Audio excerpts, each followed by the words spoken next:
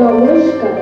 কবি ভবানী প্রসাদ মজুমদারের লেখা কবিতা আলোর দিশারি, স্বামী বিবেকানন্দ। তুমি বলেছিলে জীবের প্রেম করে যেই জন, সেই জন সেবিছে ঈশ্বর।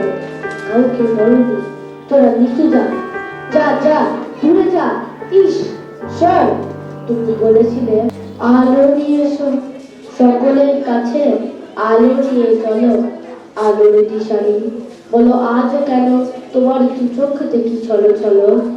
তুমি বলেছিলে টাকাতে কিছুই হয় না, নামেও না, যশেও না, বিদ্যাতেও কিছু হয় না, শুধু ভালোবাসাতে সবই হয়। তুমি বলেছিলে সত্যের জয় হবেই হবে, আজ হোক কিংবা কাল হোক। সত্য, ধর্ম, পবিত্রতা, অবিনশ্বর, তার আলো ঠিক পাবেই লোক।